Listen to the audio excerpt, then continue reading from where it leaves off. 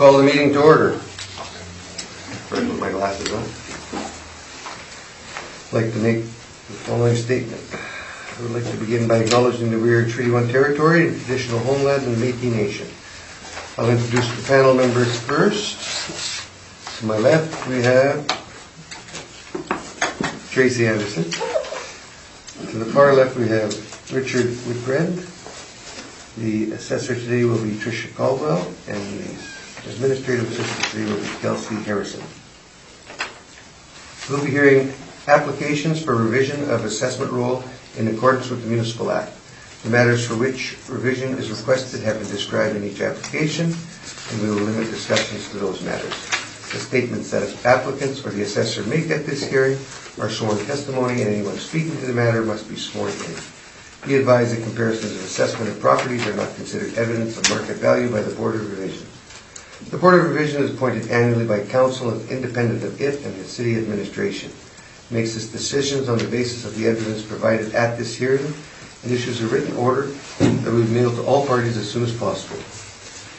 Please note that the Board's decision with respect to an application may be appealed to the Manitoba Municipal Board if the matter pertains to assessed value or classification, or the Court of Queen's Bench if the matter pertains to an application of exemption from taxation.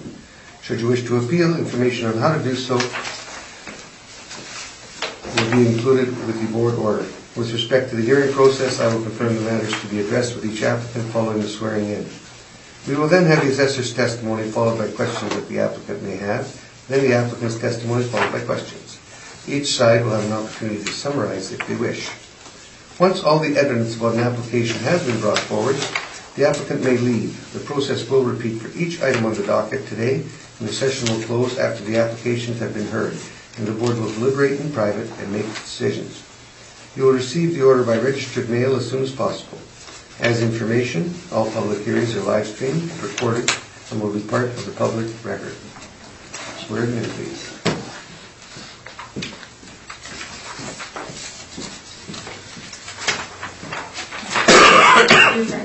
Could you please state your name? Tricia Caldwell. And do you affirm to tell the truth, the whole truth, and nothing but the truth? I do. Thank you.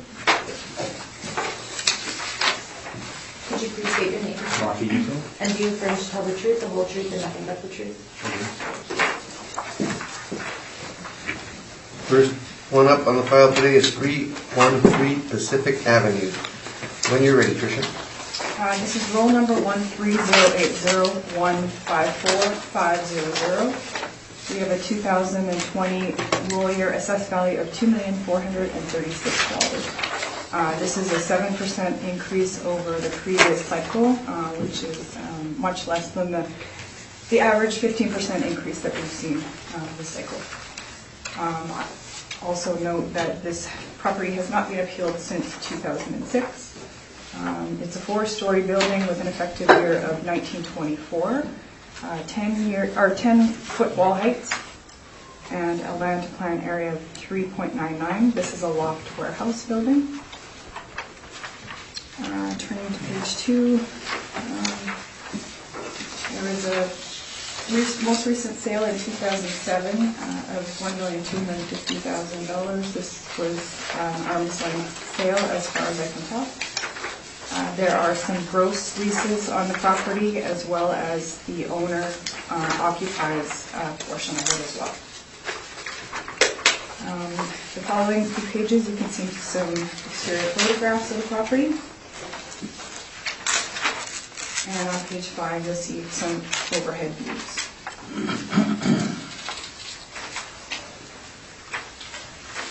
On page 6, we have our cap rate chart. All industrial cap rates fall between 5.5% and 9.8%, with 60% falling between 6.34% and 7.8%. On page 7, we have an income workup.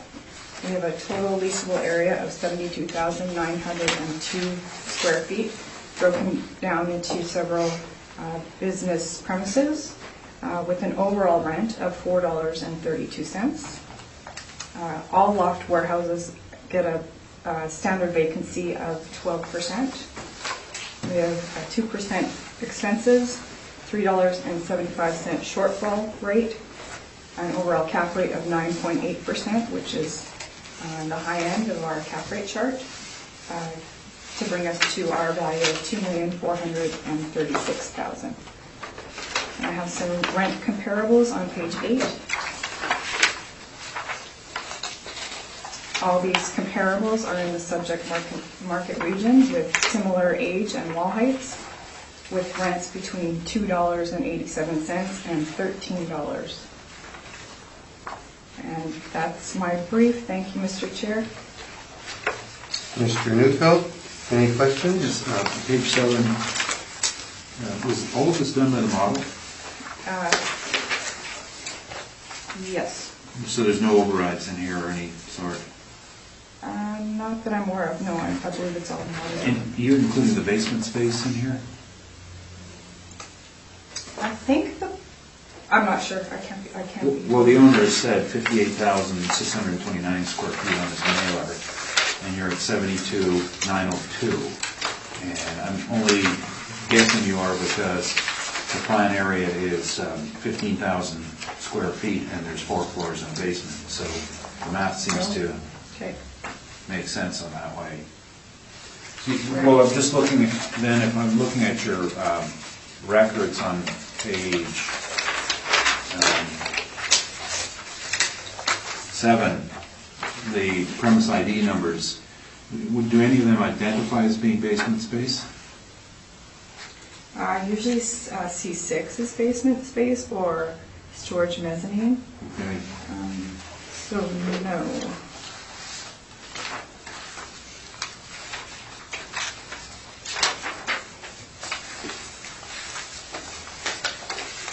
Have you been in this building? I have not been. Okay. Those are my questions. Thank you. Tracy, any questions? No questions, thank you. Richard?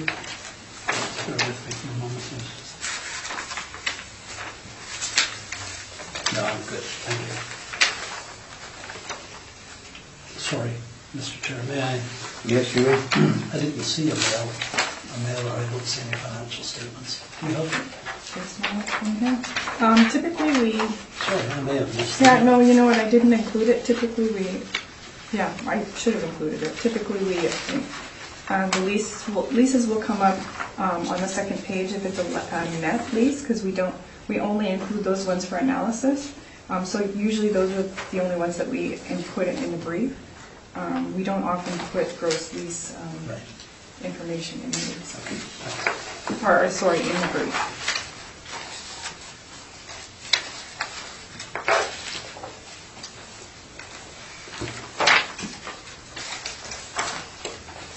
Do you have the information that was sent in by the applicant? The sheets? The income and expense? Yes. It's not included in my brief. I don't have it with me.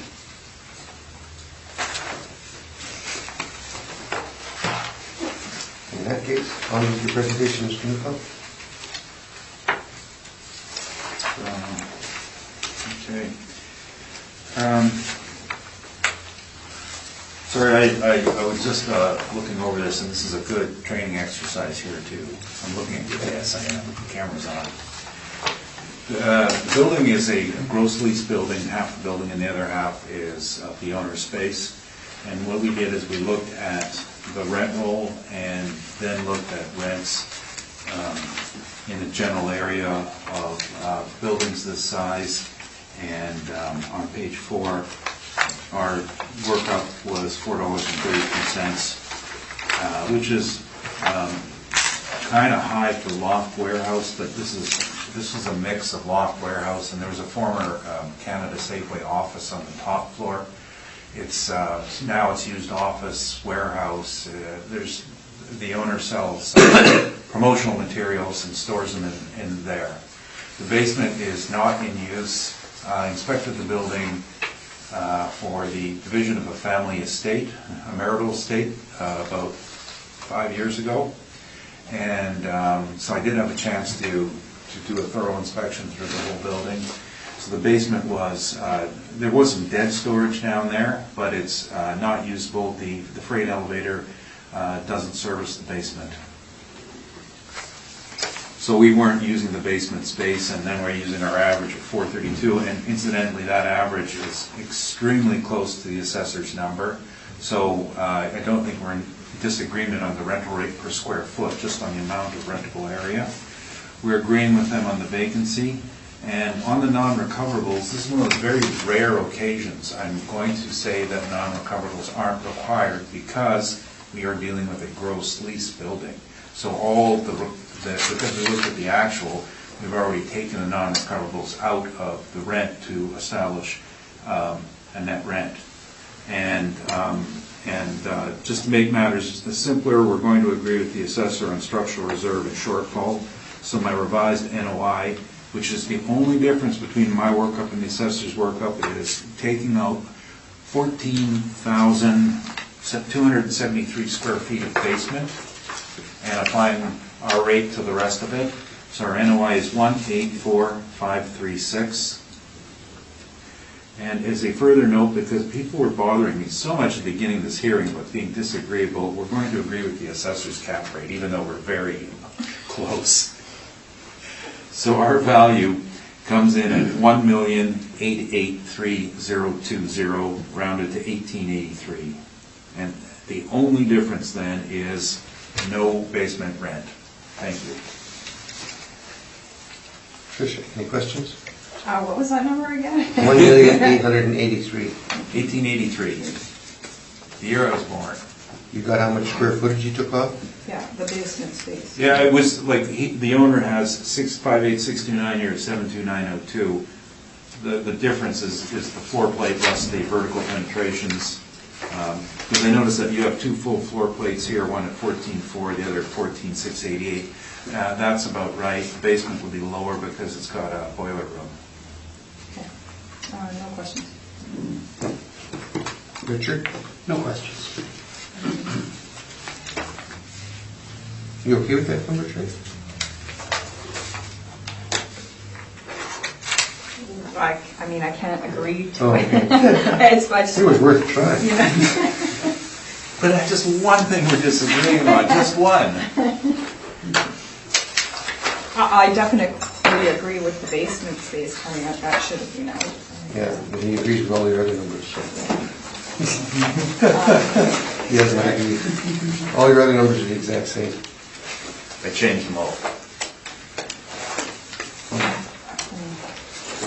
The only thing he just disagreed with was the square footage. Right. You do have the mailer that shows 58. It's in my evidence, though. 58,629. Yeah. We're not live streaming. She already said.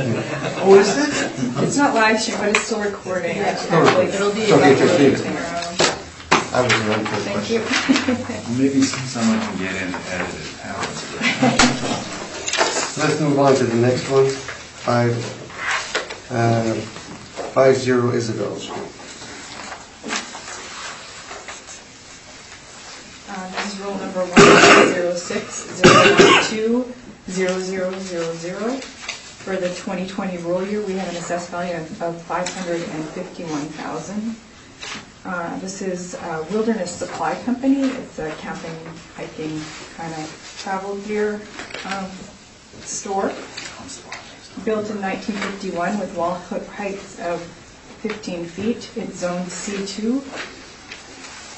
And there's a land to plant area of 1.28.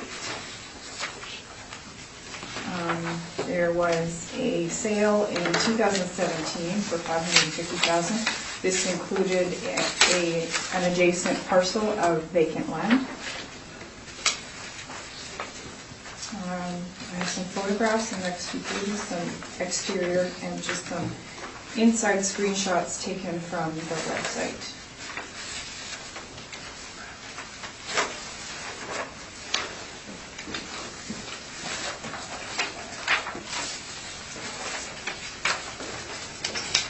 And on page 8, we have our cap rate chart. Again, 60% of our cap rates fall between 6.34 and 7.8%. And on page 9, we have an income workup. There's a total leasable area of 8,066 square feet for a blended rate of $7.07 per square foot. Vacancy loss of 6%, expenses at 2%, a 3.75 cent shortfall. Overall cap rate of 9.2% for our total value of $551,000. And on page 10, we have some rent comparables. All comparables are in the subject market region, with rents between $6.67 to $10.18 per square foot, with the average being $7.91 and the median at $7.41. And that is my evidence. Thank you, Mr. Chair. Questions, Mr. Neufeld? Yes. Page 9.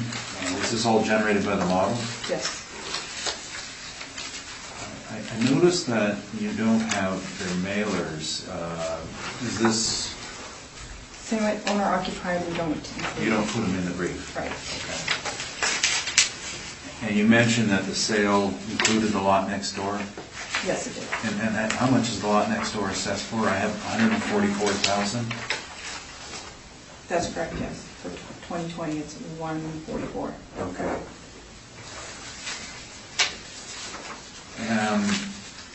The subjects with the land plan area would then have likely no parking on its site? That's correct, yes. And they use the lot next door for parking? Yes. Okay, and your comparables, do they have land for parking, or are they in the same boat?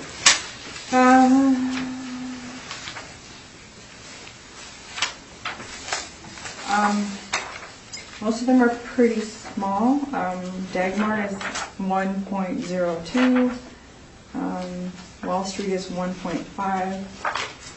Logan is 1.1. The biggest one, actually I have one on Spruce Street that's 6.53. Other than that, all of them are below 2 to 1. No, but are they all required by code to have parking?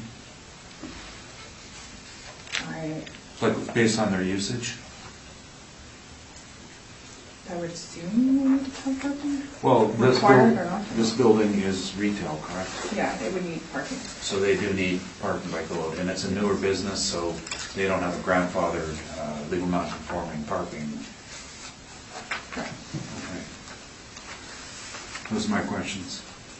Tracy? No questions, thank you. Richard? No questions. The number just seems very close to the sale. We didn't do a reverse on this one, did we? Go from the sale and work our way up? Sorry, did you? The number seems very close to the sale number, the 550. Oh, no, because that their sale actually included another lot. Yeah, I know. So if you put our sale price and the lot together, it wouldn't be close. It was 2017, you said the sale. Right. But the land was 144 in 2020, if I heard Mr. Neufeld. Yeah. Yeah. Do you have the value of the land for 2017 with the sale? No, I You don't. don't, okay. Any further questions? On with your presentation, Mr. Neufeld. Thank you.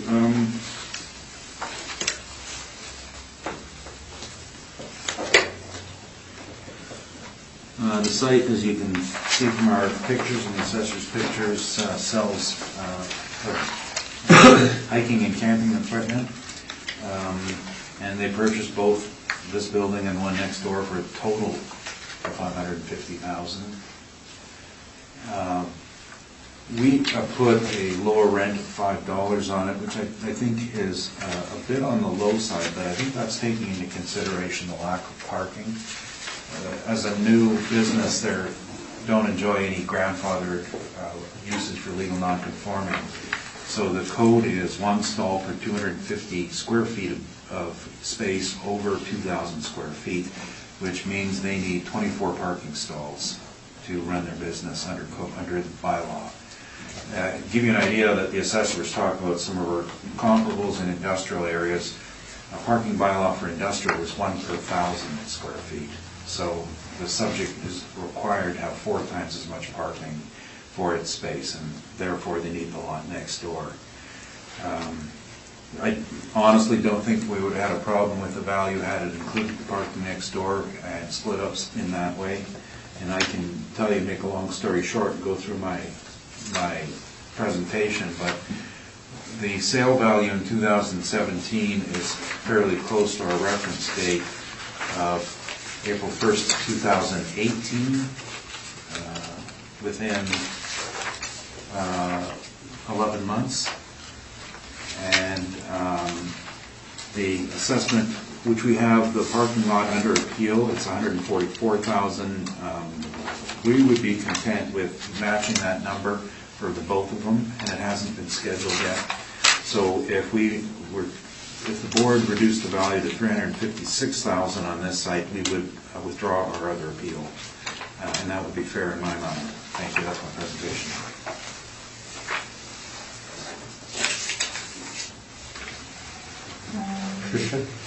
Tricia? Looking at your non-recoverables and structural reserve, that's a $8,000. Well, we did have some data from the site, the mailer, and the non-recoverables generally on an owner-occupied property is academic.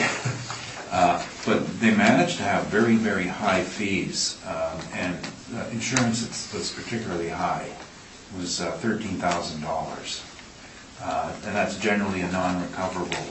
And high professional fees, which is likely due to startup costs. So I think we adjusted it high for that.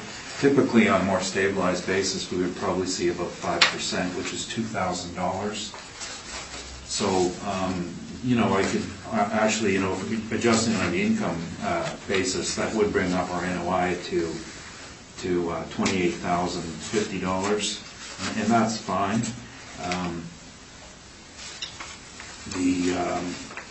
The structural reserve is based on an allocation for roof replacement, 25 cents a foot. We're not using percentages. This is the appraisal methodology that we would use that basis. And then for shortfall, we were going to actuals because we do have the numbers. Expenses last year were $31,095. So that's and that's without sorry, there were some missing things in here.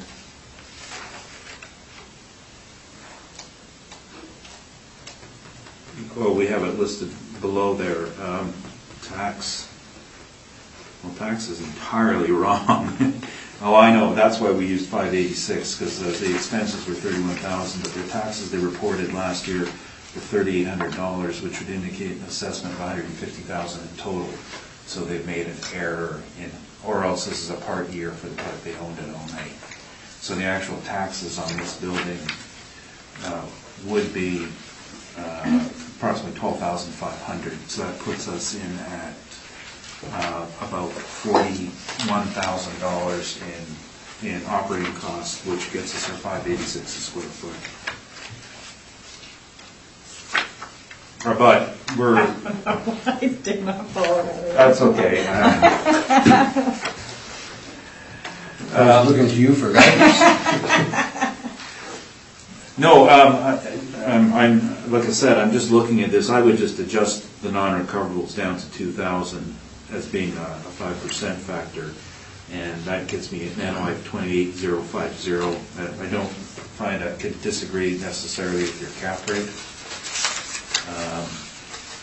As for once, I go to a hearing and I'm seeing rates that actually make sense in the market for properties like this.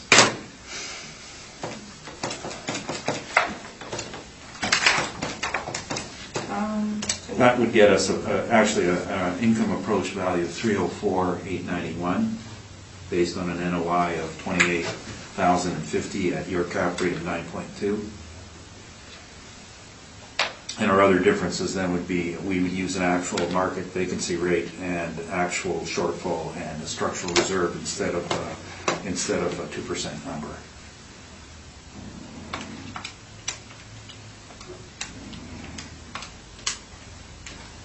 But I think our basic difference here is that our rent is lower because we're assuming a building without parking, and I would have no problem with your value if we had parking.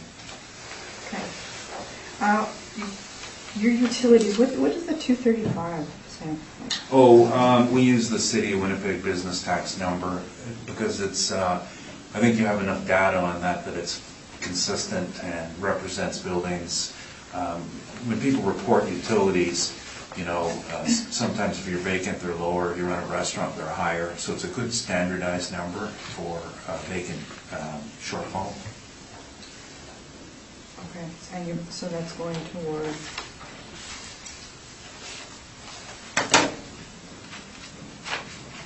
Okay. So on some other things you're using actuals, and then Right. you're using 235. Well, this would actually all be changed if I were doing it, because I'm reading the statement here, and I noticed that repair and maintenance is over-reported, but the tax is under-reported. So tax would be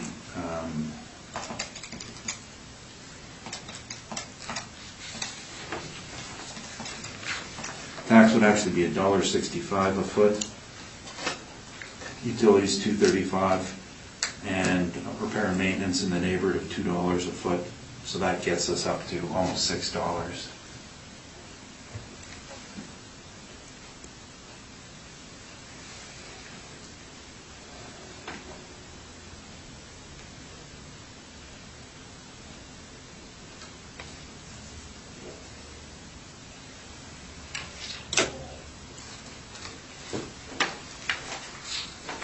But I was just taking a shortcut to the sale here, because then we don't have to debate the non-recoverables, save it for the next time. Okay. Okay, those were all my questions, thank you. Tracy. No questions. Richard. So just confirm what the non-recoverable percentage you're using. Non-recoverables, I changed it to 5% of net income from the 6,000 stated, which is, I heard you say that. yeah, $2,000, changes my NOI to $28,050, and capitalize the same number the assessor uses. I have a value of $304,891, rounded to $305,000. Right. That should be the number that we'd be submitting, but an alternate view of it is $356,000 to chase the sale. Thank you. No further questions. I don't know, do you know what this was assessed at the previous cycle? No, it's a new client for us, sorry. Okay. Thank you. I thought it was a fur business or something. No. Okay. Mr. Chair, I have another question. Sure. Fine. I think I heard you say that there was another building, not just a vacant lot? No, In it's that sale, or else? no, it's the building and the lot next door to it on our page 2.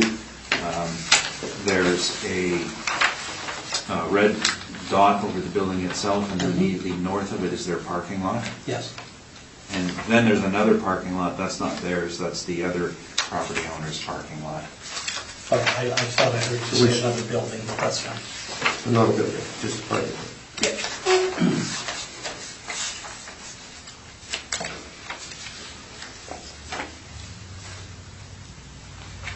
Okay, do you have any questions?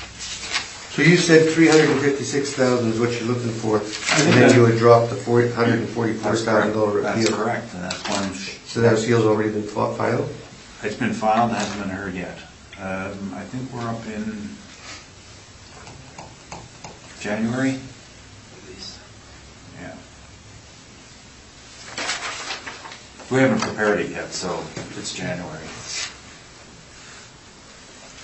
a real lazy way to settle.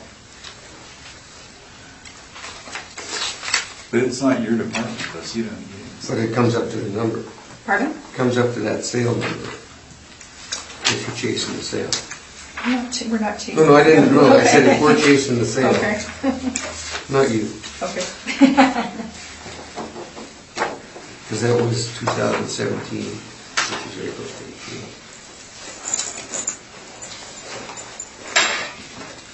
18. Anything in summation? No, thank you. Anything in summation?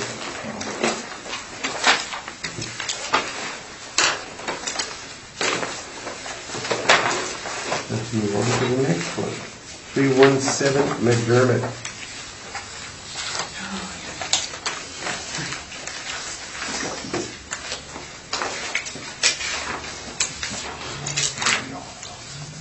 When you are ready, Tricia. All right. Roll number 1306098900. For the roll year 2020, we had an assessed value of $1,522,000. This is a loft warehouse. It is a designated heritage building. It has increased 44% since the previous cycle. It was built in 1909. It has wall heights of 15 feet. It's a 5-story building. No sales. It does have some leases. They are gross leases, so it doesn't come up on page 2. And there's some photographs of the property.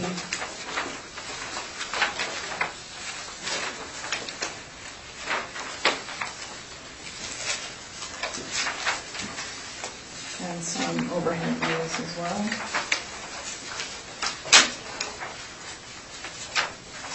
On page 10, we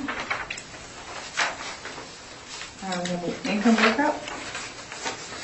It's divided into 3 business premises. There's a total leasable area of 112,410 square feet and an overall lease rent rate of $2.28. We have a vacancy loss of 12%, of 2% for expenses, $3.75 for shortfall, a cap rate of 11.2%, which is, that is an override that is outside of the cap rate chart, for our total value of $1,522,000. So on page 11, I have a few rent comparable.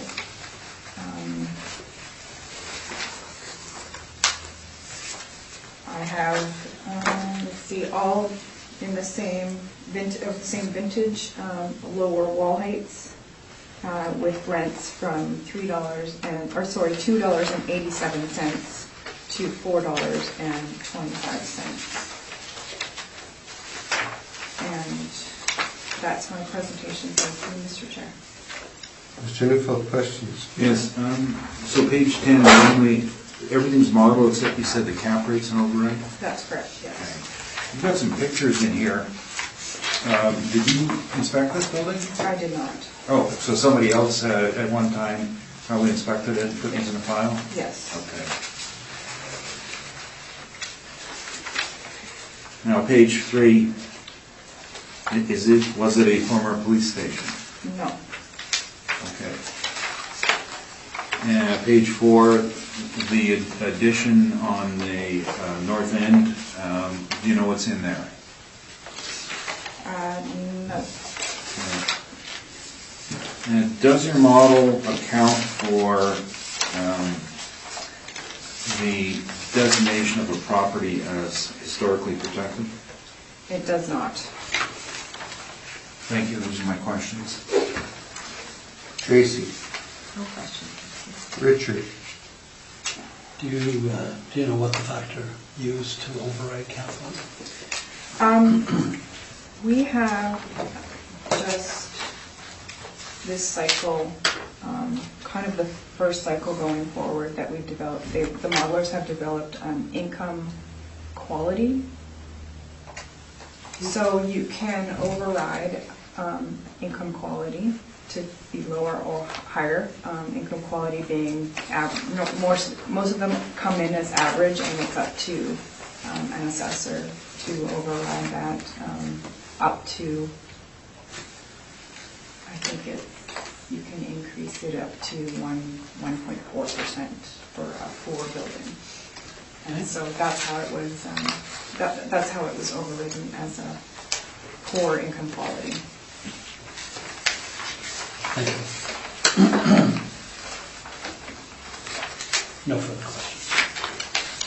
Do you know what the designation is? The heritage designation, what is it? I don't know. Is there different kinds of heritage? I'm not. There's different levels. No, I think it's all designated portions of it now. They don't do a grade anymore. They say what it is. It's presumed. That was all recent change. So they rip down the facade, as long as they say the facade? Well, yeah, exactly, because it's the Red River College rule. Is it? It was a movie shoot.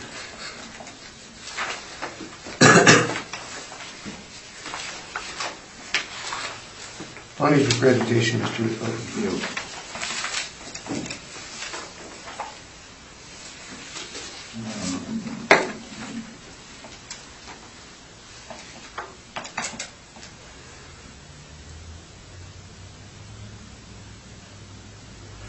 Yeah, the building, I don't know what you have in your package, if you have the two documents here. You've got both of these? Yes, you do. This by far had to be the stupidest meetings I've ever attended in my career. And I hope no one's offended if maybe you believe in the historical committee. I don't. They put a protected status on a building and don't care about anything else. And to protect it to the point of classifying it in such a position that you can never do anything with it. It's frozen in time. In the case of this building, what they designated as protected was the outside, including the windows. Now, the windows were built along with the building. All of them are original, 1904, and they were single pane, wrought iron framing. The owner tried to recreate them into a modern system and got a quote of $2,000 per window. And he can't put in different windows, can't put in those the new efficient PVCs that he could probably get for $400 or $500 a window. He got turned down. So if you look at the buildings, you get turned down for that, and what do? Your window gets broken, put a piece of plywood in it, and then a plastic sheet over it. And that's what the Historical Society has. Historical Society is good. The historical designation, civic historical designation, that's what they've done to this building. Another protected element is the fire door. This building has an old style of fire door that's a door that's kept open by a weight on a pulley with fusible links. So when the link gets heated up, it releases and then the doors close. It's mechanical, it works, but they're not allowed to change it. One day we're going to reach the point, I tried to explain this to council, that right now we can get this serviced. What happens when we get to the day when no one will certify it anymore for safety? It's a fire door. They don't think that far. And then the most ludicrous part of the protection is the back portion. Built in 1954. And a picture of it is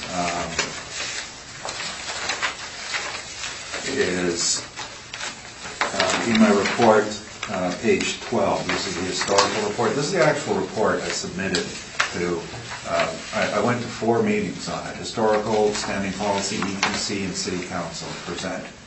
And I don't think we have that report here, do we? Page 12 in the report with this report. Oh, the next one, okay. Yeah, underneath. What's that, the next one? There it is, okay. So I asked, why is this being preserved? Are we honoring the Cold War? Because there's nothing to this. This is just a poured concrete parkade that was attached to the side of the building. There's absolutely no redeeming quality to it. Aesthetic, historical, like I said, unless perhaps East Germany, monolithic structure, like I said, Cold War leftovers. there's no reason to at all. Now, council, as you see here, I have the standing policy report, but council just approved it, and all of the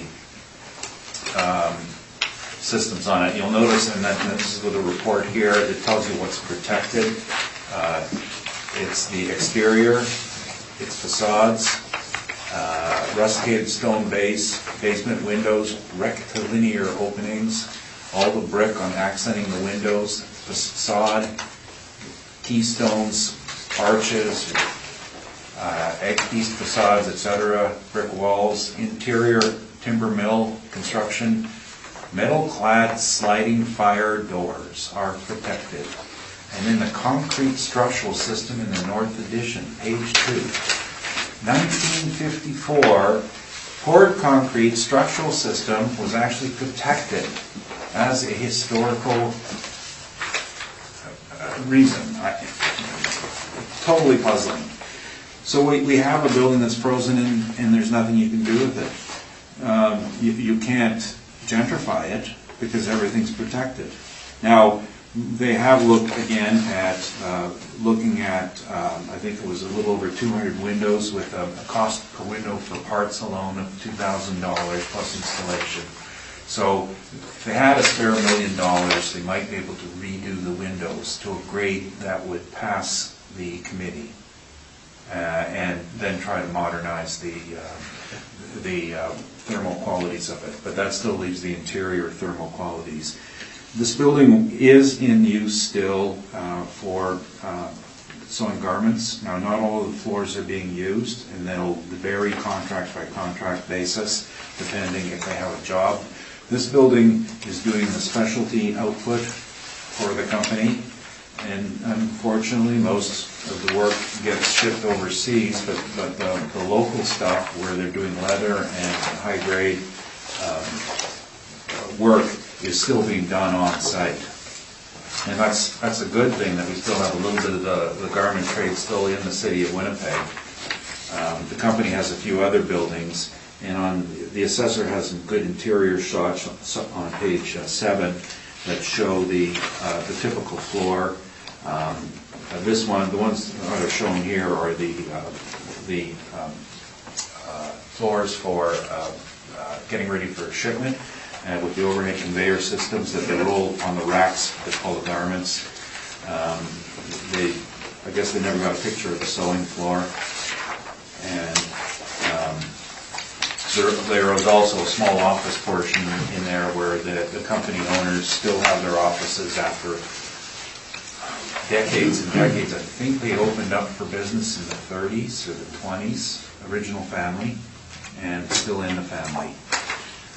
Now, when we look at buildings like this, it's going to keep standing as long as someone can keep using it, and after that, it becomes another empty building that's been frozen from any sort of upgrading.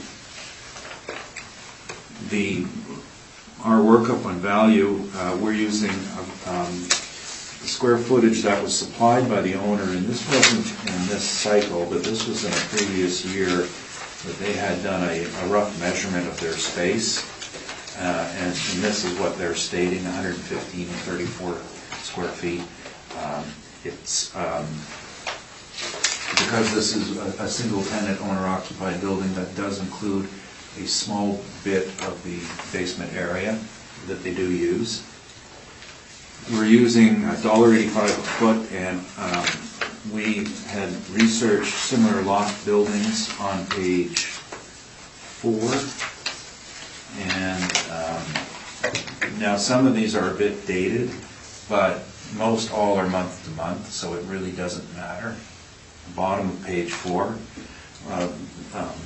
Most of these were gathered around 2014, although there was one dating from 2017, 312 William. And there's some larger ones and smaller ones, and you can see the rates that are in there. I've selected $1.85. Been in the building numerous times. I believe that's a fair rate. we are using an actual vacancy which is slightly less than the city at 9.2%, and that's based on industrial in the central region, an average of overall industrial as well as the central region. The non-recoverables are estimated at 5%, which is our estimate because it's an owner-occupied building. And shortfall at 50 cents a foot. Arguably that's a bit on the low side because just the cost of maintaining this building. I know the assessor has not included the return, and I believe we neglected to as well, but the maintenance and repair on this building is $170,000. So that's pretty high in itself. Now the only change I have on this is the shortfall rate. Now normally what we do is we look at the actual taxes, put in an estimate for utilities, and use the actual current maintenance.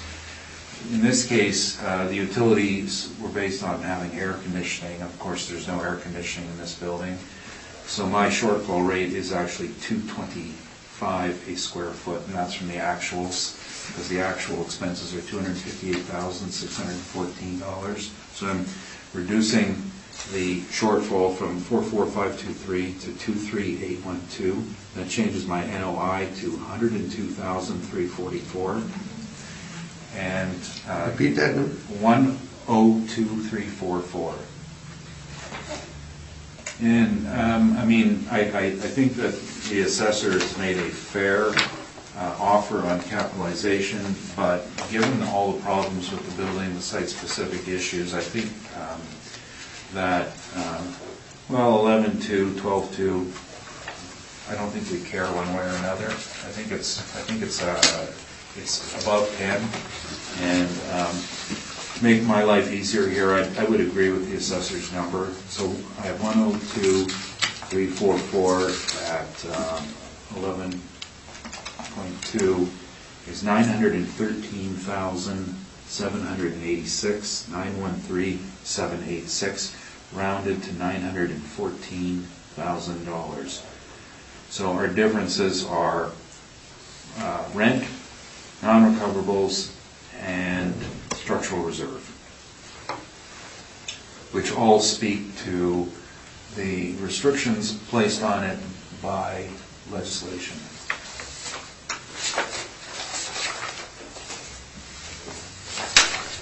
Questions? No. Richard? No, fine.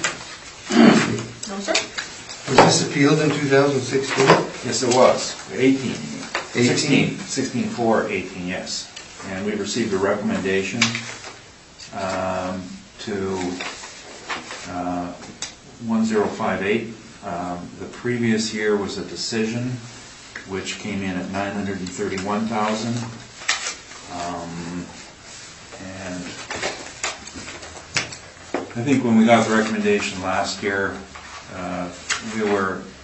it was close enough. I mean, the target on a historical building, the range can be so wide because of the issues this thing faces. So the assessor made us the offer and we accepted it. And that was an increase, like I said, from the previous year at 931,000. But it's not getting any better.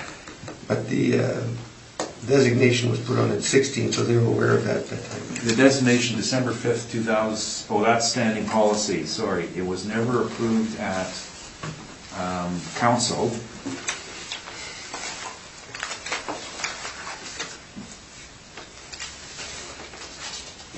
See, the first committee was historical evaluation, which was in September 2016, and then we were at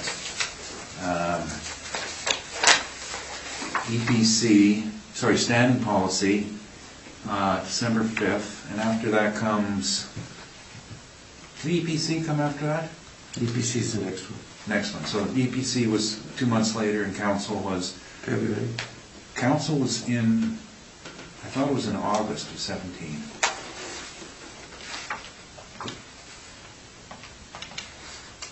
August 17. No, I'm sorry.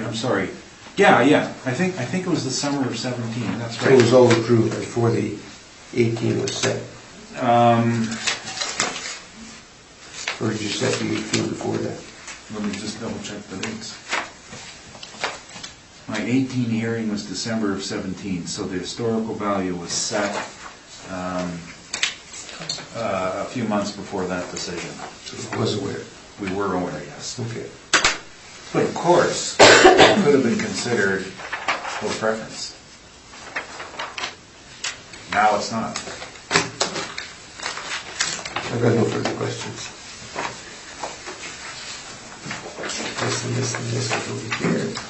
The next property will be 379. And my voice is starting to go. Yes.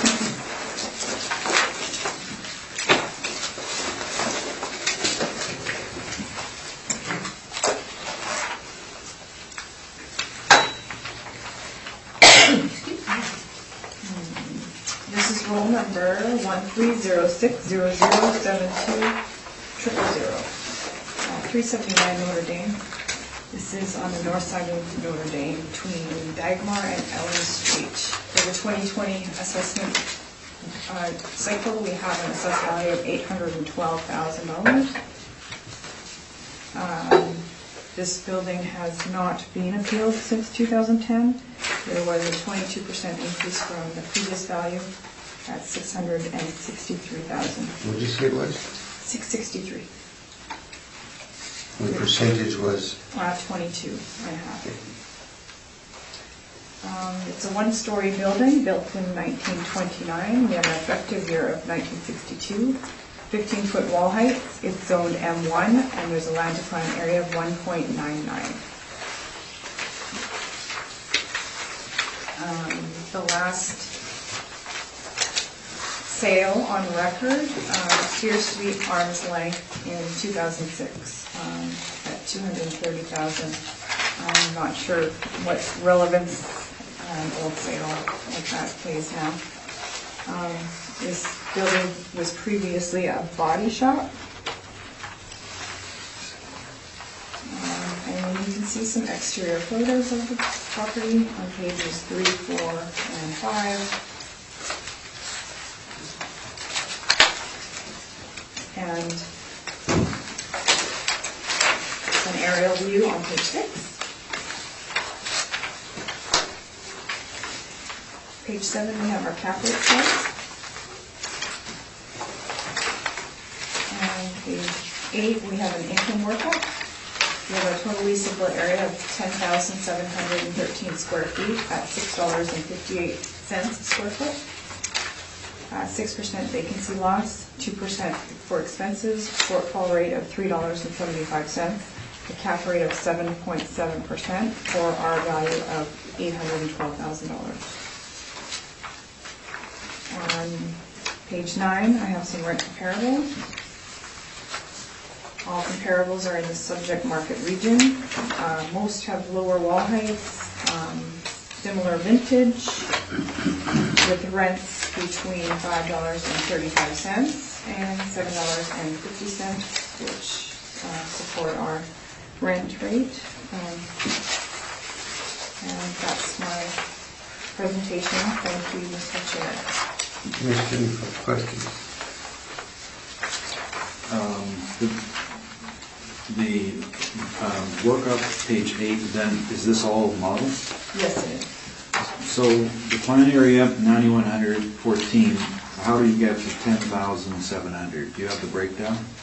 I do. However, I can't seem to get it even to match yours. I can't figure out. Yeah. I'm thought you'd have a shot. Yeah, no, because I was looking at, we do have, I know there's 700 square feet of basement space. Right. We also have 899 square feet of second floor space or mezz space. Okay. So that's the total of it. So even taking out one of those or both of those doesn't equal your 942. So I'm not sure. Okay, so that's how you get you've got the plan area 9114 plus those two, okay. Have you been in the building? I have not. Now, original construction was 1929, so what changes were made to it to bring it to 1962? There was an addition. Okay. I think there were 2 additions. I know of one for sure. In our system, it didn't have records of any. I had to go back to drawings, old drawings, where there were photos and like actual drawn on paper or graph paper drawings showing an addition. I could see one for sure. A lot of it was faded, so if there may have been another one. I'm not positive. One was a 1972 edition. Okay. No, I was because you're saying page 6, for example, it shows the overhead. There's 6 sections there, so Right. there could have been 6 different ages of property. Yeah, possibly. It didn't look like that from the drawings. Okay.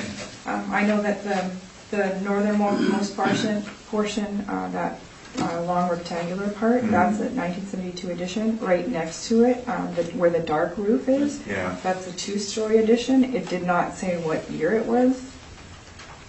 And other than that, it was so old and dated that it was very difficult to read, so. Well, I always like those old sketches. Right. I think It's easy to explain. our fallen comrade, Steve Alden, he drew most of them, actually. No.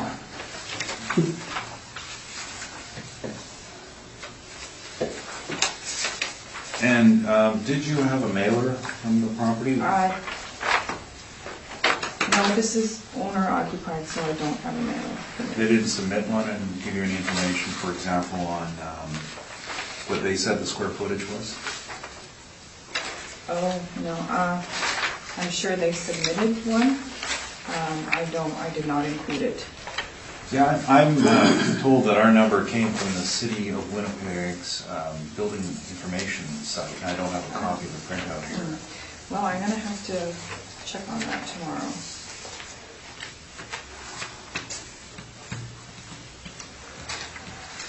Well, you know which one I'm talking about, the property attributes on the tax side. Yeah. Okay. Those are my questions.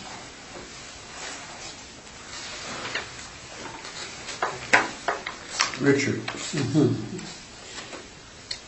So I think I heard you say all of these Oh, numbers. sorry. Go ahead. I'll come back to you. Yeah, okay. Okay. I think I heard you say all of these numbers are model generated.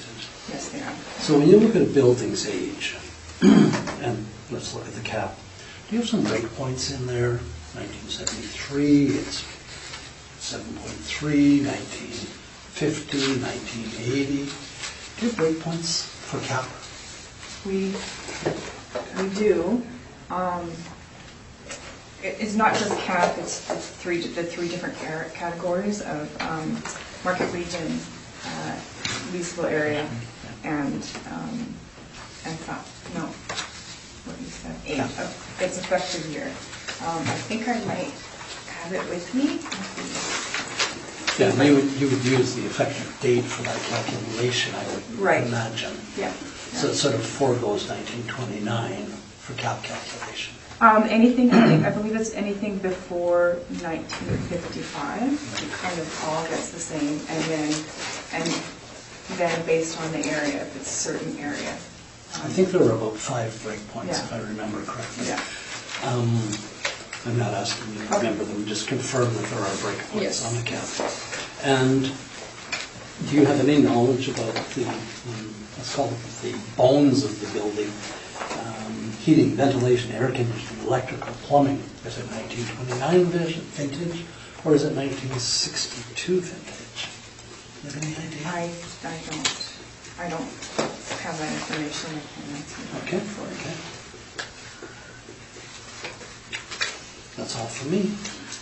Tracy? I just wondered, you said that it was a body shop before? It was, yeah. And it's creative, what is that? What is it? Is it Creative office display. now, or? Kind of, yeah. Mostly it's for, like trade displays, Okay. like trade shows and stuff. They make, and So sell. they fabricate them there? and Yeah. then- Okay. Yeah. Thanks. Mary, That's it. sorry. Well, you- I just came across something. I did print one of their income and expense mailers, and it does list what they listed as their total leasable area as 10,713 square feet. Yeah, I think so. So I have, Okay. I have That's copies. if you want. 10/7/13, the mailer. Okay, Yeah. yeah, if you wouldn't mind just one, I don't have one because it's new for us. Yeah.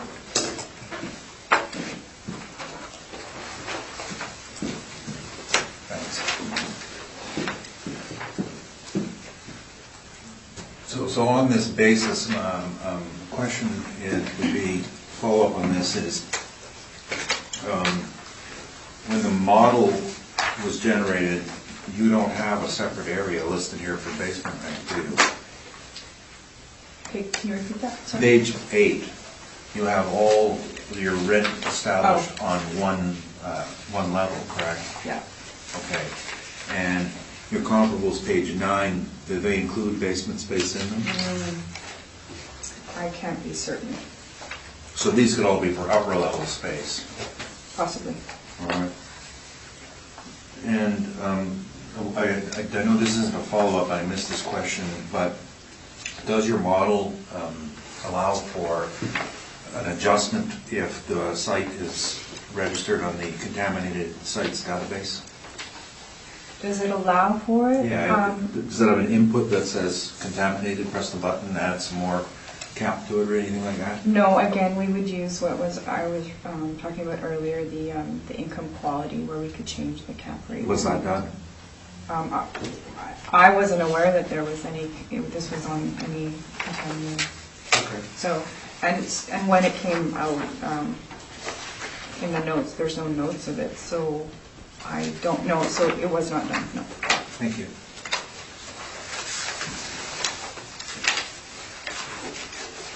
What was the 899? You said 700 for basement, 899 for For upper floor, upper floor on that small cube, right? yeah.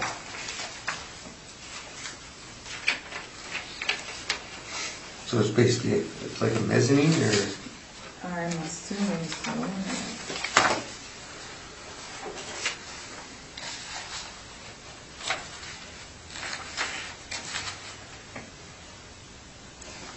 I see a fire escape that comes down, but hard to see. On with your presentation, Mr. Newfeld. I want to make a change based on this area, just because, I'm comfortable with what the assessors pointed out to us.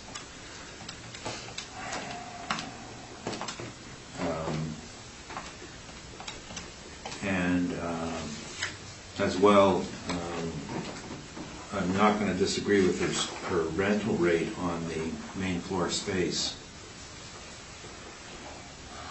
That'd be 9114. Yes, 9114 at 650 a foot is 59,241 potential rent. Say it again.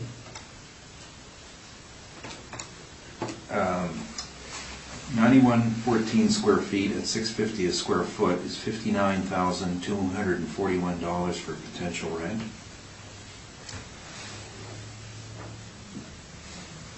And the reason for that is that in the industrial world, basements don't count, ever, and mezzanines would count only if your mezzanine is deemed to be marketable. In this case, it is not marketable, it's a storage space, so mezzanine space detracts from good space below it. It doesn't add value when you put in an extra floor. It drops the value in half. There's less, main floor is worth less, and the mezzanine is worth less. The users would rather have the space. And some can live with mezzanine and it works for them. But the standard of leasing, and I've been in the assessor's comparable, several of them, for example, Myrtle, they don't, a broker's not allowed to report mezzanine space in industrial as being rentable. That's the standard. So we're staying with 9.2% vacancy, which is from the Johnson report. That brings my subtotal to 53,791. As an owner-occupied space, we don't have a concept of the non-recoverables, so I'm just using 5%, which is 2690. And structural reserve remains the same at 25 cents a foot.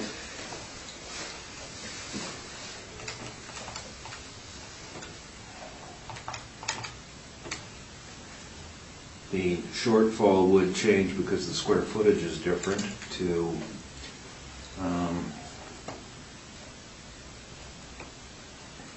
so the owner is reporting 26,387,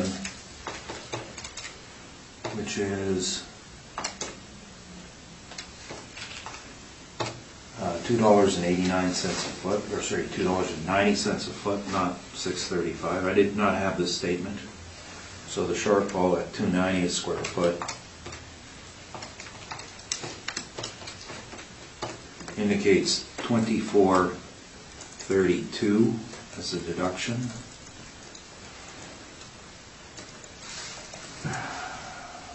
Which brings my NOI to, should have used a memory,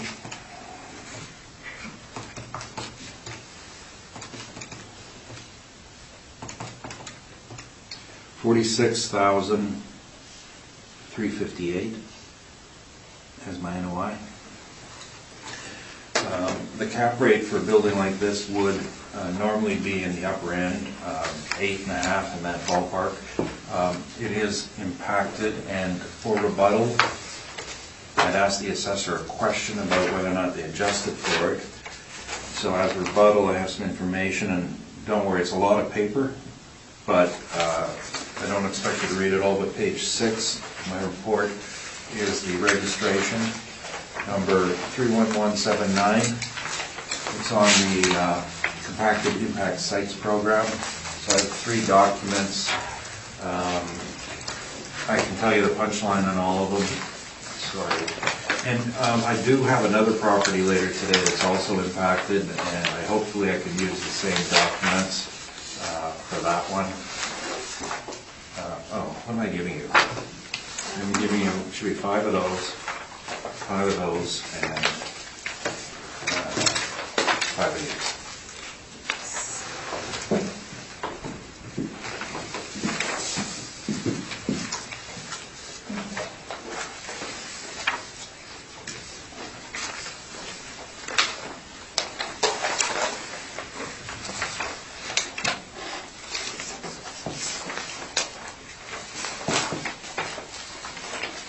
Now, the reason I gave you 3 different sets of documents on environmental is because these are 3 authorities. One is the Appraisal Institute. That's the one marked Emerging Realities. It doesn't say anything different than the others, but it's incidentally, the person who wrote this wrote many of the textbooks for the Appraisal Institute in Canada. The larger one is the IAAO standard, so this would be something that the City of Winnipeg says they follow. And I'll refer to that one.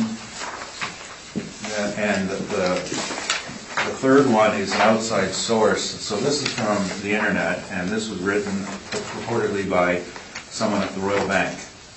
And it talks about loans, and it's actually funny. It says that we don't charge different rates for different loans. But then you go on to read it and it says, we just don't hand them out when we have an environmental problem. So it talks about risk assessments and what you need to do and insuring your risk, which costs money. It's not free. very interesting. I've never seen that come that hard-hitting and clear from a bank source. Page 11, though, of the IAAO talks, there are about 6 pages of discussion of what to do for a property. And this agrees, incidentally, with what the Appraisal Institute teaches. On page 11, point 4.2, the cost of cleanup. Next page, 421, cost of physical cleanup. 422, cost of monitoring, which are legal ongoing costs. And then, lastly, there is the page 14.4.5, and they call it stigma. And now this was actually from a U.S. website of the IAAO, but it was approved November 2016. So I didn't think they were still using the word stigma. I thought everybody stopped using it. It's very clear that reduced market value is the nature of the bottom line. And there's a lot of discussion on what the assessor is supposed to do and how you're supposed to modify your approaches to value. Page 17, the middle of point 6.3.1, the capitalization rate must reflect the difference between comparable contaminated and uncontaminated properties. That's what the IAAO says. And there is a statement in here somewhere that it's very clear that the value is impacted and you must take it into account.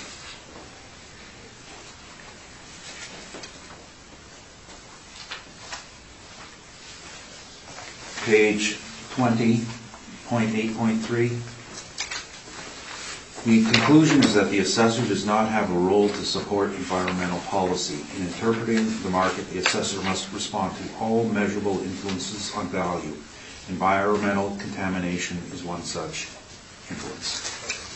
So, I mean, the assessor's truthful, because I've heard this answer before, that they don't have a method of dealing with it, and the registration is public. So we are using a 10% cap rate, which is about 1.5 points higher than I would normally think of for a property like this. So the NOI, we have a 46,358. The number is very easy. It's 463,580, rounded to 464,000. To my knowledge, the site has never been appealed before or dealt with in the Board of Revision. It's a new client for us. And to steal a phrase from the assessor's own workup, it's a fresh look. That's my presentation. Tricia? This is, okay, you pointed out this is on the impacted sites list. That's correct. Has it gone through any phases, phase 1, phase 2, etc.? Do not know. I think that if you read the documentation, merely being listed is all you need. Right. And that's what's, and that in our business, that's the minute you got a listing, the market influence of value. The 3 issues: cost to clean up, cost to monitor, and so-called stigma. The first 2 have to relate to the cleanup and the phase 1 and 2 requirement. The last one is everybody who's been listed. It's your, once you're a criminal, you're always a criminal.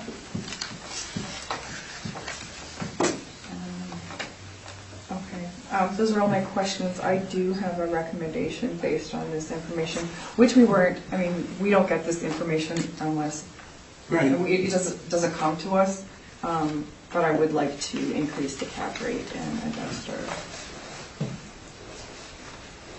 our... So I'd like to increase the cap rate to 8.40. For a total of $687,000.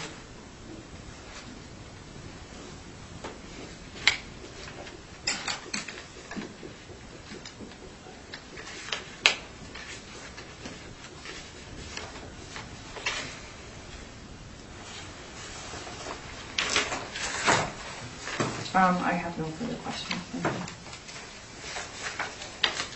I was going to see if he's taking it. Oh. No, what I was doing is, I do just a quick double check, right? And a property like this would transact in the market by way of sale, likely not as income producing. And most of the ones we see in this category are somewhere around $60 a square foot at this location. So that gets me $540. That's my double check. So that's kind of halfway between my number and your number. But you know, just off the record that we were thinking around $60, $65 a foot range. So, but that's I'll leave it up to the board. It's even 65. And we only do plan area. 65 gets 592, so around 600,000. So I think that's the top end, 600, 540 to 600 on a direct comparison.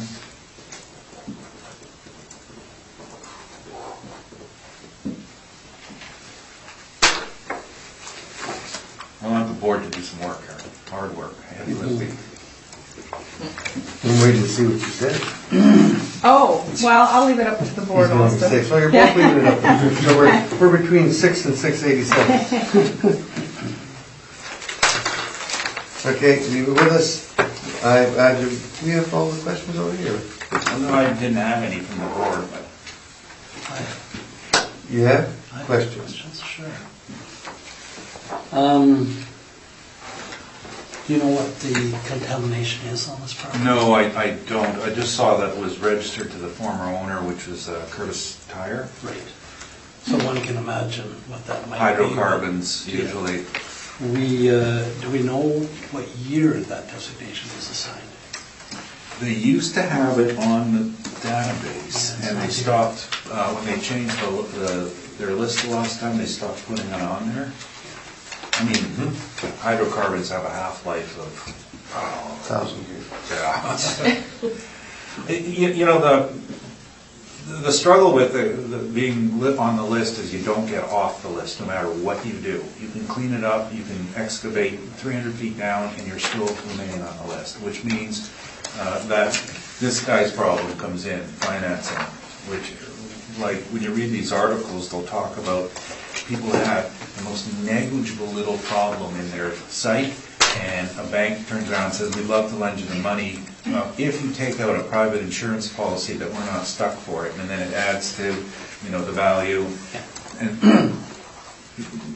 so that's, once you're branded as being contaminated, it's basically in the real world, you're going to have a lower ratio loan and a higher interest rate, or you got to go to secondary markets for your money.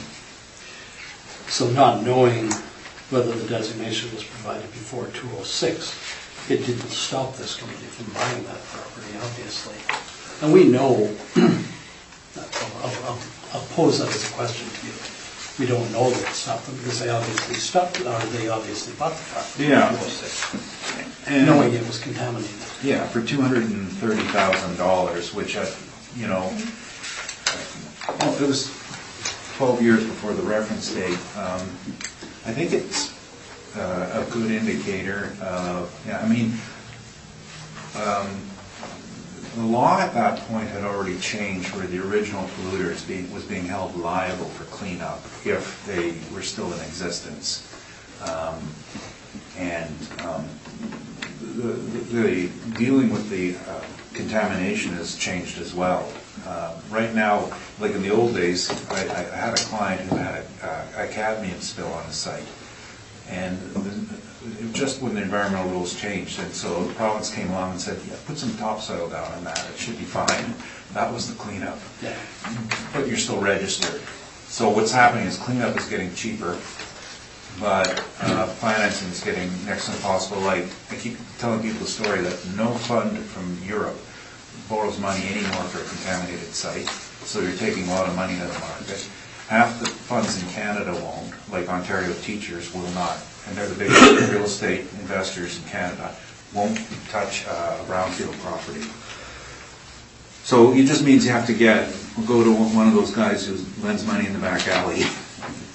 Not quite, but Yeah, I get your point. Well, I've met some of them, I think that's where they come from. I mean, we know there are thousands and thousands. Yeah. I mean, there's 30 on this page alone, and this is one page of 111 pages on the registry, so do the math. But you know what most of those are in the registry? federal and provincial sites in rural areas. Oh, yes, Natural this is resources, yeah. Every site they ever had is listed as impacted. Okay, thank you. No more questions. I'm good. Let's move on to the next one. Or do you guys need a break? Be a nice thing, I guess. I think it would be a nice thing to stretch. We're not gonna follow it.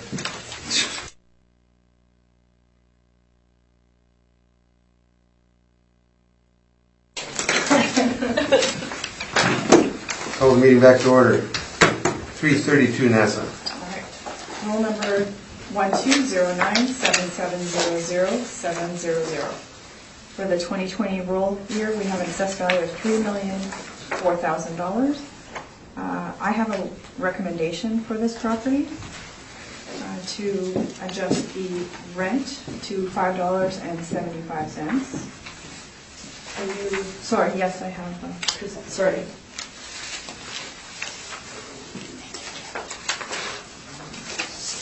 And to increase the cap rate to 9% for a new value of $2,654,000.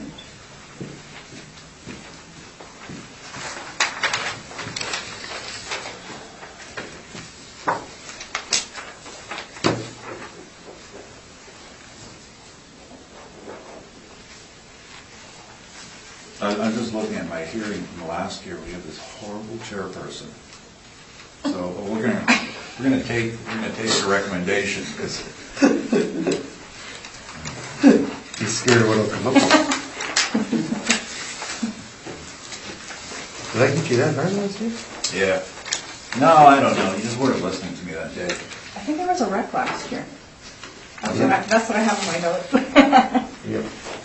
Wasn't my decision, it was a wreck. You might be thinking of the next one. Well, yeah, you're correct. You're correct. But you're still Can't agreeing. blame We're still agreeing, aren't you? Yeah, We're you still a agree. horrible panel. Too late, you agreed, I've Too already late. done your bit. You're done. Finished the battle. You're done. You got the rec? Okay, for the next one, I also have a recommendation. This is yours. I'll give it to you. I have a copy. Where are we? 603. Next one is Yeah, 889 Wall Street. Did you Oh. read the information on the last one? Wait a second, I'm missing something. I didn't. Can you read the information on for it? That You just said you have a rec. Okay, I don't think so. She's I reading have the the roll number. Did she? Yeah, I heard it. You did? Okay, here, you heard the roll number. It's good enough. Oh, whoa, okay, I totally made a mistake. Okay, I read the rec for the wrong property. did you? Okay, let's back up. Okay. It was supposed to be for 332 Nassau. Is that right? Yeah. Okay, we're good. Okay. That's what we were on. Okay. Yeah, 889, you had it right. we're gonna carry on. There's no rec for this, but there is for the last one, 603 Wall So Street. 889 Wall Street is what we're dealing with now. Right, Read the information. done. 89. Rule number 130119135500. For the 2020 roll year, we have an assessed value of $580,000. We have an effective year built of 1958, wall heights 11 to 13 feet, and it's zoned M1 with a land to plan area of 1.86.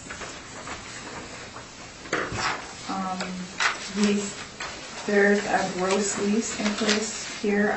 It was a commercial decorator in this building. I did include the income expense there in this one on page 10.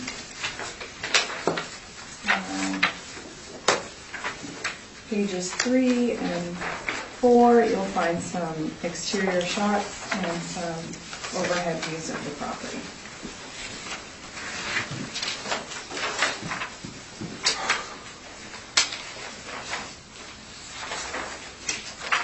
Page 6, I have the income workup. This is a flex, standard flex warehouse.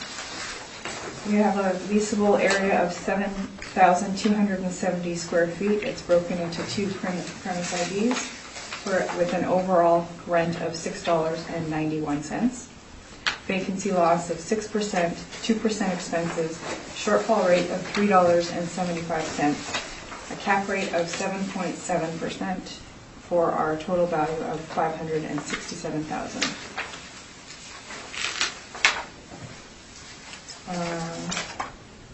I have some right comparables on page 7. Most similar vintage comparables with lower wall heights, and low land to building ratios, with rents between $6.39 to $9.11 to support our total rates. And that's my presentation. Thank you, Mr. Chair. Thank you. Mr. Lithgow, question? Page 6, was this all done by the model? Yes. The 2 units that you have listed, if they were combined as 1 unit at 7,270 square feet, would the rent be different? Yes, it would be. It would be lower just based on economies of scale. Yes. And you're not aware that both the occupants are the owner? Well, they're controlled by the same person, I should say, but...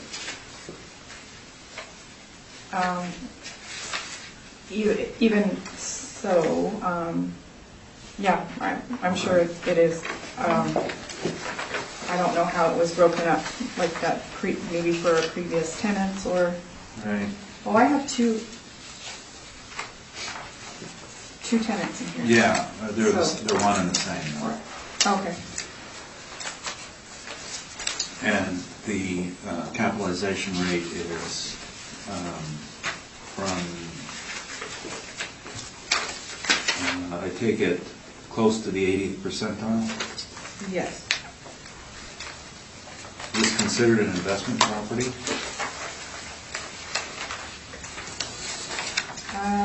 No, probably not.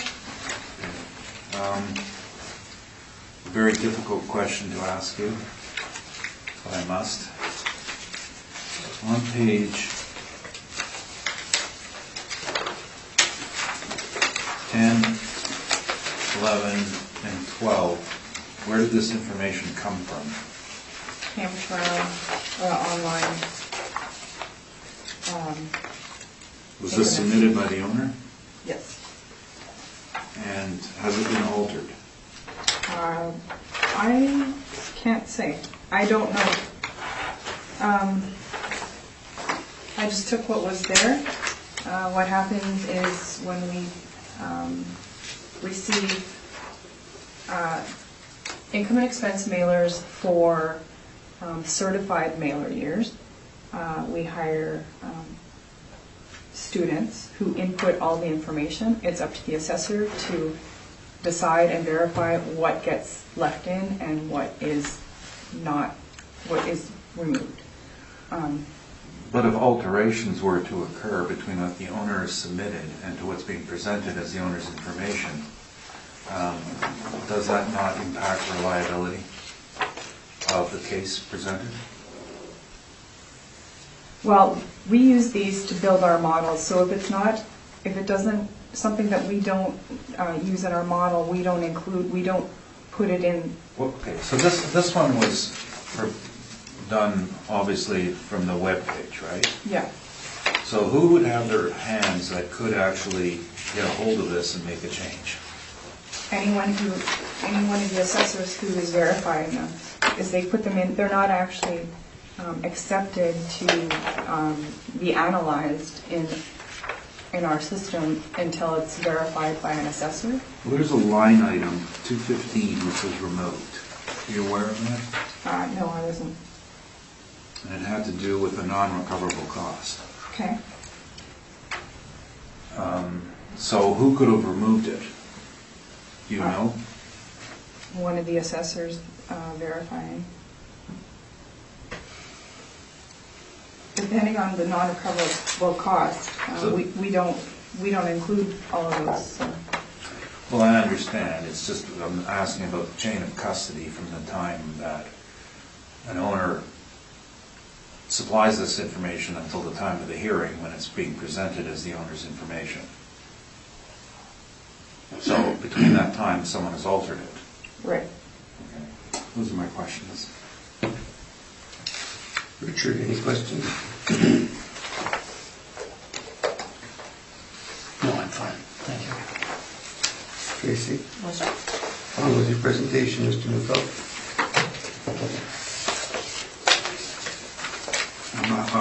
There's a very difficult issue here, but I have the original mailer. And there was a non-recoverable expense for $6,780 that was submitted to the assessment department, which is not showing up here. I trust that the assessor here has said that it wasn't her doing, but somebody removed it. And don't know if they did it to bolster their own argument on the non-recoverables, or for what possible reason they could have for doing it, but it has,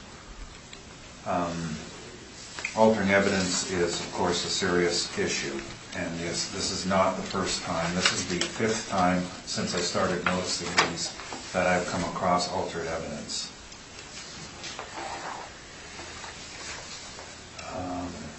I think what we have to do with it for the board today is to take use it to consider that the assessment department's model is flawed. Now we're using a value on this property, a rental rate of, this is an owner-occupied property, we're using a rental rate of $4.85 a square foot. And the heaviest influence on this value is the next property that is being brought before you, whose rent is $4.76 a square foot. And they are in the same neighborhood, the same general type of property. That's what low-ceilinged industrial buildings with poor parking on Wall Street rent for. Vacancy rate is a mix of the city industrial rate and the West End rate, which is slightly lower, and I think that's to reflect the lack of inventory, not the market issue. Regardless, that's the way we're calculating them, an actual of 5.2%. Non-recoverables is our estimate from looking at the statement. And yes, it is an owner-occupied and the non-recoverables were the insurance rate that we put in there. We could have used a 5% number. It's very similar. Structural reserve is 25 cents a square foot. That's a fairly standard rate, and what it goes to represent is a reserve for roof replacement, generally in an industrial property where a roof might cost $17 to $20 a square foot. So in this case, we're looking at down the road a bill of $150,000, but your roof may last longer than 20 years, go to 40 years, 50 years with regular maintenance. So the valuation concept is establish a reserve for that, because your tenant won't pay for that. And all valuation must consider something of the sort. Now I can present it as rebuttal. I don't know if you've all heard it before. We have a fairly lengthy handout on management expenses and capitalization rates, and I thought I was saving it until I saw this problem. So I'm going to enter this as rebuttal, just so the board has it.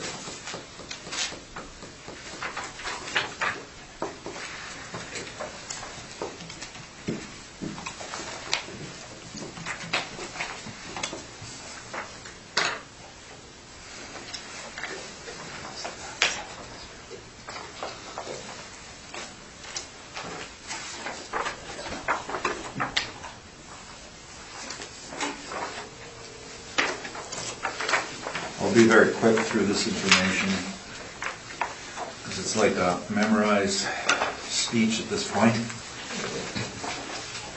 The first document with big blue cover, this is what the brokers of the world do. So in our business, our commercial brokers, when they're preparing a statement for the owners to say we're going to rent your building out, so for sake of argument, our rent we're going to get is $10. In the last column, they always discount 7% for net effective rent. That's for the non-recoverables. So if the base is $10, they're going to say in your pocket you're putting $9.30. Same as everybody else uses, except the city. Page 2 and 3 is an article written by an MAI. This is a U.S. appraiser. I thought the article was very well written and explained the issues about forgetting to put in your non-recoverables or not putting in an adequate amount. It explains it nicely. And then it actually goes on to say that if you don't put in non-recoverables, you gotta have to make your cap rate higher to account for them. So there's different ways of dealing with it as well. The next is an excerpt from page 4. This is from the IAAO again about their standard, and their standard says use the rates that have been developed from your mailers on actual costs to calculate it. And every actual cost presented to the assessor through mailers has non-recoverables, a very generous amount of non-recoverables. Now, if they say they don't have them, therein lies my concern. This is why I have to show you. We have this statement here, which has been altered. $6,780 removed from a statement. Mr. Chair, may I just offer a thought while he's on this, while the appellant is on this? I've been doing the math very quickly, and it appears that the 6780 is included in the math. I know you're saying it's been taken off the statement. You are correct.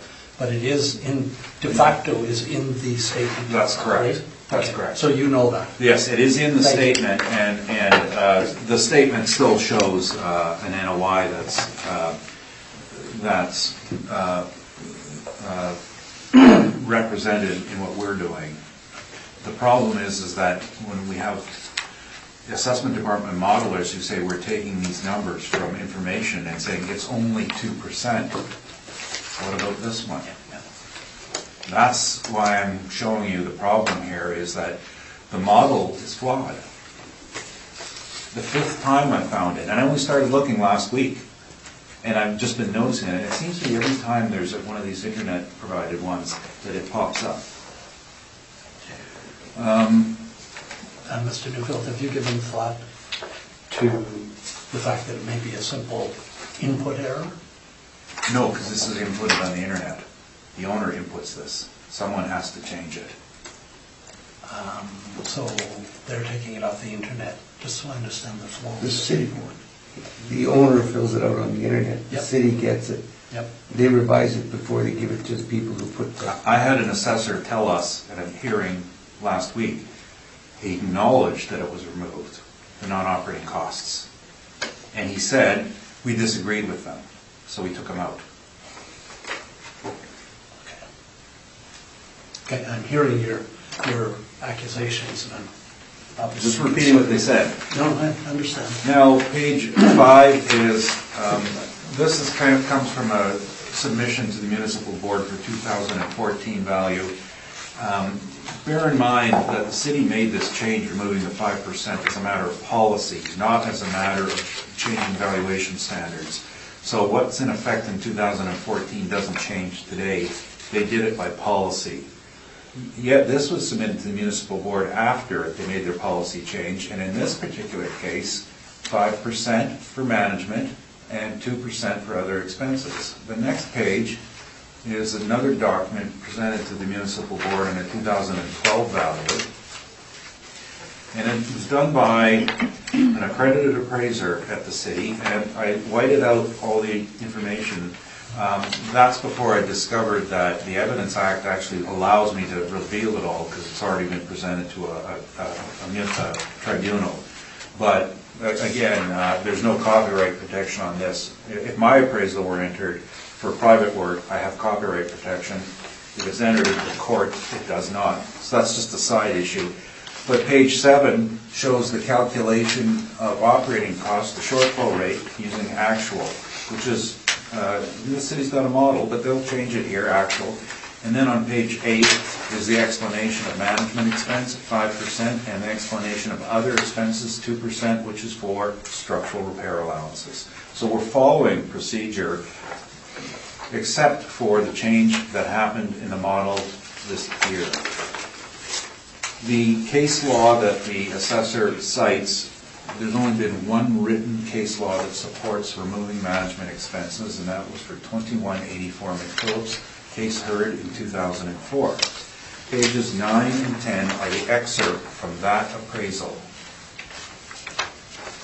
And this appraisal was done by Stevenson Advisors on a contract basis and submitted to the municipal board in 2004. The bottom line on each of this says the same thing. As stated above, no actual financial statements were available for review. I have first-hand knowledge that statements weren't provided. Only rent rolls and leases were provided. They didn't have a statement, yet they still claimed there should be no deduction for non-recoverables, or as they call it, management expenses. This particular appraisal and the person who wrote it have signed an affidavit, which I have in my possession, stating that they made a mistake. They should never have done this. They didn't have the proper information. Now, the city assessor, upon hearing my statement, contacted me and asked me who this was, and I said, I cannot reveal it. He then filed a complaint against me at the Appraisal Institute, which means that my career is in jeopardy because I told the truth. And I'm disclosing this information voluntarily because there are greater issues at stake. My clients have the right to protection from this sort of action. So this was retracted. They don't have a single shred of evidence to support their claim. Now lastly, on page 12 and 13, this is an excerpt from evaluation done by the provincial assessor recently for this cycle, and on page 13 it shows that there is a management of 5% and a replacement reserve at 2%. This is the same way that the city was doing it prior to this cycle.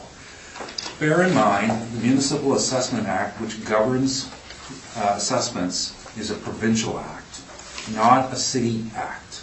The city was granted the right to have their own assessment department, but under the authority of the provincial government. It's the province that sets the parameters. Now, what's important about this, as everyone's failing to realize, is you can have statutory assessment provided the province passes a law which governs the way an assessment is supposed to be made. If they don't, our Municipal Assessment Act says market value. Not City of Winnipeg value, market value. The rest of the market requires allowances for non-recoverables. The other issues I have with the assessment department's reliability relate to the capitalization rate. Now, we haven't had a lot of discussion today because I think they've done a much better job at dealing with the problem today, but this is just a review of their sample capitalization rates, and they're faulty. Half of them didn't have permission to use because they were not acceptable, and I've provided the documentation which tells them don't use these rates for Alliance. And on page 7 are 3 excerpts, 3 different definitions of market value from different sources, and they deal with the different factors in market value. We haven't been seeing these definitions presented to the board, but I do like to remind them every now and then that nowhere in it is market value defined as what the City of Winnipeg assessor says. Our Act says market value. These are the approved values, methods of determining value. Take it from the market. The market says non-recoverables. I digressed quite a bit there. So after doing this exercise, that's how I got to the numbers I used. I used the actual non-recoverables a structural reserve that coincided with site-specific issues, a shortfall that dealt with actual costs, except for the estimate on the utilities. This one does have air conditioning, and in part of it, and an NOI which we get at $27,785. I think that the rate would be slightly lower than that. I think that the matters have been dealt with on the capitalization rate selection. So that's about the only change I want to make on this one, is to change the capitalization rate to a 8.5, which is standard, fairly standard for inferior properties like this. 27,785 divided by 0.085. It's 326,882 by the income approach. 326,882 rounded to 327,000. Now the double check on this is the concept of a rate per square foot. This is not an investment property by any stretch. Earlier you told me, I said about the other site, I said $60 to $65. It had parking and a bit better ceiling, and some more a basement you could use for, which is an accessory use. Here we're probably looking at about $60 a foot as a direct comparison approach, which comes to a value of $436,200. So that is my double check, and I'm presenting that verbally. It's not the approved method of valuation, but it's very bothersome for me as an appraiser to look at these valuation exercises and see that the stretch that you have to make on the income approach to make it fit direct comparison, it doesn't fit. They're simply two different numbers. And that's the way the world works. This would sell on the market likely from an end user to an end user at $60 a foot. You do it by the income approach, it's going to show a lower number because the income approach is not designed for inferior products like this. It will show its flaws in the investment market. So I'm only presenting this because it's a test of the reasonableness that we have to do. So 327 by income, 436,000 by direct comparison. That's my presentation. Question? The item that you see was removed from the income and expense. What was the what was that expense? Parking lot maintenance. Okay. That's,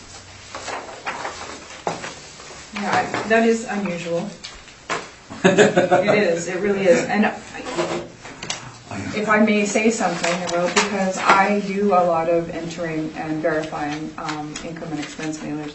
Things, I'm going to give a couple examples of things that we take out, like travel costs and meals and bank fees we take out.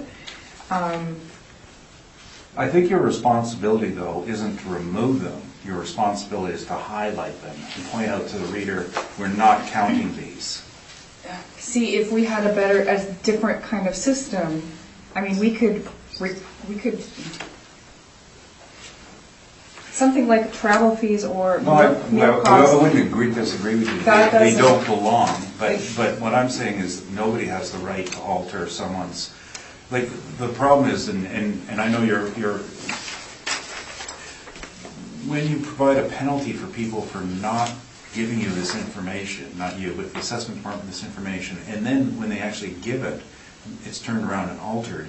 There's something wrong with the system, and it's a very serious offense, altering information. And I trust you, I believe what you say, because what you said is consistent with what I've heard other people say.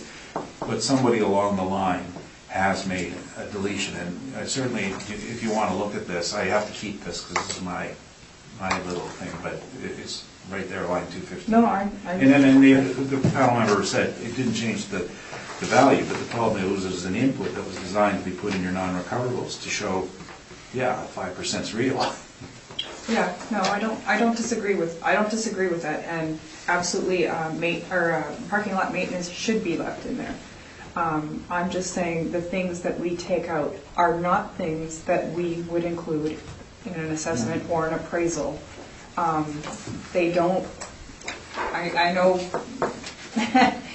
the appellant disagrees with that, but meal cost and travel cost, and that doesn't, whether or not that has nothing to do with the assessment or No the disagreement, but the appraisal. point is that when you have one like this that's handwritten, you don't generally come up with a whiteout and stroke it out. No, but we But also they do it for these electronic ones. Right, but even with those paper ones, what we input into our model, or into our system to build our model, we're not going to include, I think you're being very straightforward, and I think the problem is not you, that's for sure. I think we got a problem in the department, and I think that someone's going to have to do an inquiry on this as to why this is happening. But it does make the entire model unreliable. And like I said, I'm an appraiser, and I've always been very critical of certain parts of the model, specifically the cap rates. And to me, we're now seeing some of the reasons where this unreliability can happen. you mentioned earlier also that with the lower non-recoverable rate, that the cap rate should go up, and our cap rates did go up. That's why you see like the 0.10s and the 0.4s or whatever. No, it should go up from, like, if you have a normal rate of really good property, say at 7.5, it's got to go to 8.5, like a point. And the cap rates on industrial this year have been generally absurd, and the exception has been the problem properties here, which were recognized. But generally, I'm fighting arguments that people are putting 6% cap rates on industrial properties. Now, the appraisal methodology discusses this and says, for single-tenant properties, it is fair to not put in these costs, provided you adjust the cap rate, and that's going to be by 1 to 2%. And private practice will do it. And in this case, it's only semantics. The cost still exists, but we decided to account for the risk in another fashion. And you switch between that method, between investment and non-investment properties, but it doesn't change the final number. It doesn't make property worth more. What stage were we at? Were you asking questions? I was asking questions. My turn. I don't remember. Someone else can go ahead. Richard, you had a question? No, I asked my questions. Oh, you asked already. Or made my comments. You have a question? I have no questions. No, neither do I. You got something else to share? No, I have to say that about 50% of the mailers that we get are not big property management companies. And a lot of people are private owners or people who really don't know how to fill out a mailer. And they don't know necessarily, they include, I don't know. We hear you. They don't know how to fill it out or what is pertinent, So we need things. We're not adjusting things to do our model differently. We are putting in things that build our model. But you and I aren't saying anything different. I've been saying it all along. 50% of the people don't know how to fill these forms out. Well, that's true. Yet they're used to make cap rates, right? Does that conclude this matter? Yes. Thank you. Let's get on to the last one, shall we? 603 Wall Street.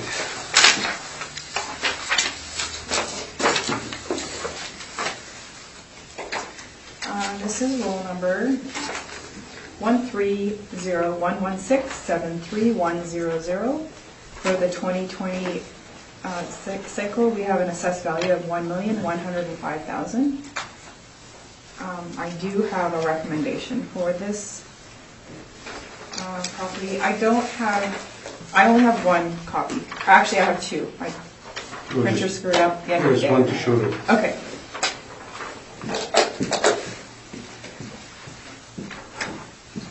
We'll show it to Rocky first, and then you go past it to us. Don't write on it, Rocky. Don't worry, I won't. And you can give it to us, Rocky. What's that? Sure. So this recommendation is based on a lower rent. It was initially an overall rent of $12.24, Or something. and and I've reduced the rent to $9.16 for a value of $821,000.